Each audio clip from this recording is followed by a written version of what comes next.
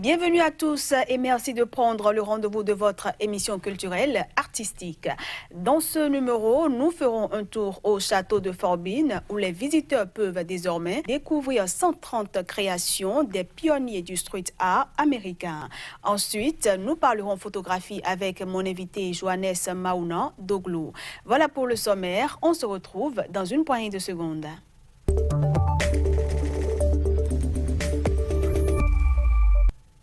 Un marquis provincial aurait-il imaginé que sa demeure de Marseille devienne un lieu d'exposition majeur pour des légendes du graffiti new-yorkais comme Dandy White ou Futura 2000. Depuis quelques jours, cette histoire improbable se noue au château de Forbin où les visiteurs peuvent désormais découvrir 130 créations des pionniers du street art américain. On regarde. Alors, lorsque vous venez visiter le château de Forbin, vous pouvez trouver des œuvres de post-graffiti et de la scène de l'East Village, des œuvres qui ont été produites dans les années 80 et 90 par des artistes pionniers du graffiti new-yorkais. On comprend qu'ils ont commencé dans la rue parce qu'à l'époque, ils n'avaient pas le choix, parce que c'était des très jeunes artistes, entre guillemets, puisqu'à l'époque, ils ne se considéraient pas du tout comme des artistes. Et peu à peu, ils ont appris à manier la bombe sur toile. Donc, ces artistes, dans la rue, ont chacun créé un style lié au graffiti très spécifique, tel que Face2 qui a créé le style Bubble. Ensuite, il y en a d'autres qui ont créé le style West Style. Et tous ces styles ont été repris actuellement par une nouvelle génération d'artistes qui se sont inspirés de l'évolution qu'ils ont pu mettre dans leur graffiti dans la rue et pour certains dans leur style sur la toile. On aborde à présent la seconde partie de cette émission consacrée à l'invité.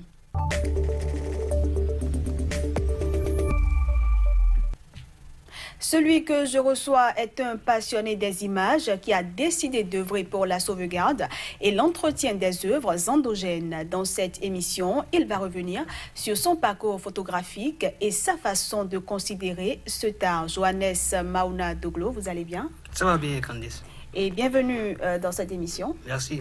Alors déjà, Johannes, on va essayer de mieux comprendre ce qui vous a amené vers la photographie. Qu'est-ce qui vous a attiré dans le domaine de la photographie? J'ai commencé la photographie depuis l'enfance, 7 ans, 8 ans. Je voyais les gens photographier, les gens filmer. Et ça a attiré mon attention. Et étant petit, j'ai commencé par fabriquer l'appareil photo, la caméra vidéo à partir des cartons. Je m'amusais à filmer ou à photographier mes amis quand on s'amusait. C'était tellement intéressant pour moi qu'arrivé en quatrième, j'ai un oncle qui voyageait et il m'a offert 10 000 francs. Donc j'ai décidé d'acheter un appareil photo avec les sous. Et quand je suis rentré des vacances, maman m'a aidé à acheter l'appareil photo. C'était un appareil à pellicule en ce moment-là. J'étais en 99. D'accord. J'ai commencé par m'essayer à la photographie. Les événements dans le village, que ce soit le baptême, la première communion. Et les gens ils aimaient beaucoup. Et arrivé à l'université après mon baccalauréat, j'ai intégré l'ensemble artistique et culturel des étudiants, EACE. J'ai intégré la section ciné-photo UNESCO, session qui forme les étudiants dans le maniement de l'appareil photo et de la caméra vidéo. Et c'est là que j'ai obtenu une demi-bourse de formation. Toujours en photographie. Je suis allé me faire former en photographie argentique et en caméra vidéo. Donc on faisait des formations, on faisait des essais pour mieux maîtriser la lumière qui est indispensable à la photo. Et après cette formation-là, j'ai continué par me former sur Internet, par lire des tutos, par suivre certains photographes pour améliorer mon travail. Et puis en 2016, quand j'ai quitté l'EACE, j'ai un ami, Espera Donovosi, qui m'a mis en contact avec l'artiste photographe Ishola Akpo. Nous avons commencé par travailler ensemble, par collaborer ensemble. Et aujourd'hui, je suis artiste photographe aussi.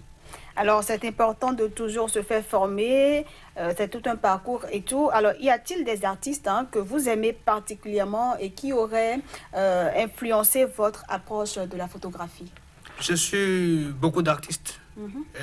Je lis beaucoup aussi parce que, étant photographe artistique, il faut partir des réalités, il faut partir des informations pour créer l'œuvre. Je ne dirais pas qu'il y a un artiste qui m'influence particulièrement, mais j'essaie de tracer mon chemin, de marcher selon ma vision. Je m'inspire de tout ce que je vois, de tout ce que je lis pour créer mes œuvres. Je voudrais que demain, qu'on puisse dire, sans que je ne sois là, telle photo appartient à Johannes. Donc, j'essaie de créer mon univers et de faire en sorte que ma touche puisse être reconnaissable.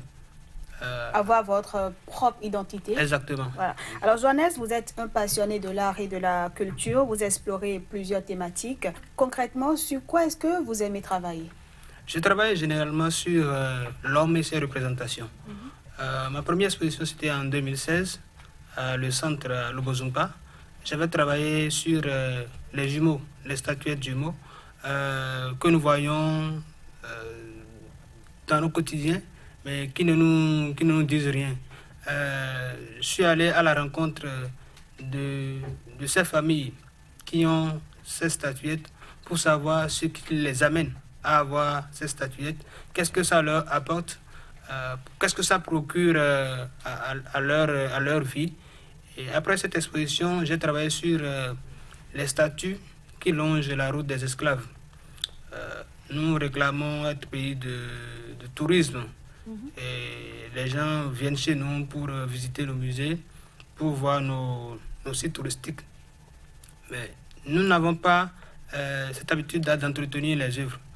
Les œuvres le long de la route des esclaves, vous allez voir des statues cassées, des statues sans tête.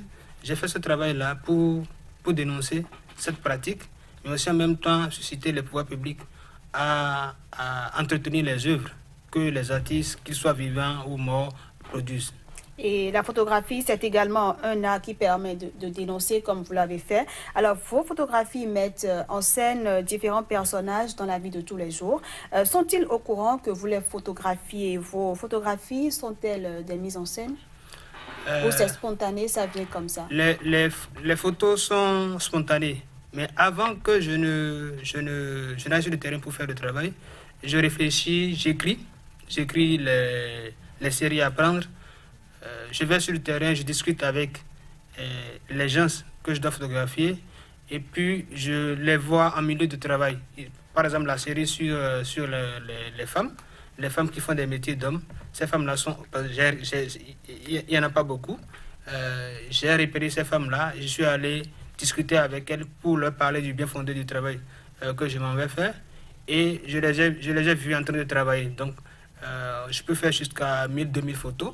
Et au final, je choisis une photo, la photo qui parle le plus.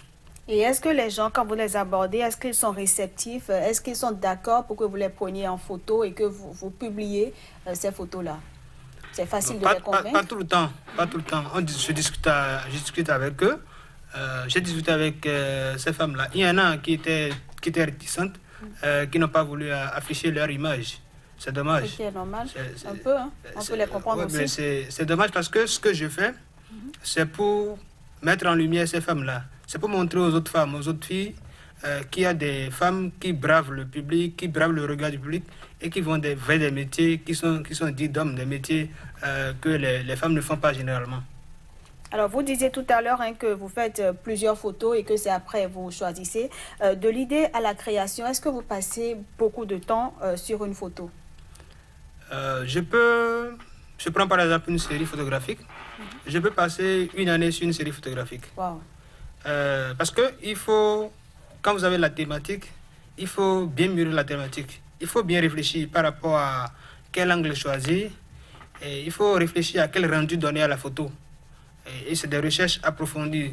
Et puis, vous n'avez pas tout le temps les portes qui vous sont ouvertes. Donc, vous patientez, vous relancez les gens pour avoir les vraies informations, les meilleures, parce que je travaille aussi dans le milieu endogène.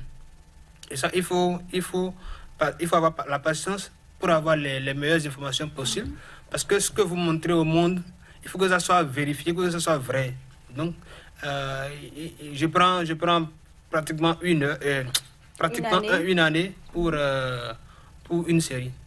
De ce que vous dites, hein, on peut comprendre que la photographie, c'est pas de l'amusement, c'est du travail, il faut se documenter et tout. Alors, ne suis-je pas une femme? C'est le thème des œuvres que vous avez dévoilées au public dans le cadre de l'exposition Déambulations urbaines. Ces photographies racontent, comme vous l'avez dit, une femme qui se passionne à vie pour un métier que le conformisme social croit réservé aux hommes. D'abord, qu'est-ce qui vous a amené sur ce thème-là et quel message, émotion souhaitiez-vous transmettre au travers de ces œuvres-là? J'ai commencé par travailler sur cette thématique-là depuis 2016 pour l'exposition Amazon au centre à Lobozumpa. J'avais travaillé sur les femmes qui font des métiers dits d'hommes. Parce que moi, je me dis que ces femmes-là sont aujourd'hui les Amazones. Ces femmes qui font des métiers dits d'hommes, moi, je les considère aujourd'hui comme des Amazones. Depuis 2020, j'ai obtenu une résidence pour poursuivre sur cette thématique-là. Et j'ai changé l'aspect intellectuel et l'aspect visuel de ces photographies. Je suis allé maintenant sur des diptyques, c'est-à-dire 2 photographies. Une photographie qui montre la posture de cette femme-là qui fait ce genre de métier et une autre photographie qui montre la femme en train d'exercer le métier. Pour inciter les gens à voir ces femmes-là, surtout les jeunes filles, à voir ces femmes-là dans leur environnement et à pouvoir suivre leur exemple si elles veulent faire ce genre de métier. Et comment est-ce que le public a accueilli cette exposition, les visiteurs? Favorablement. Les gens, ils étaient très contents.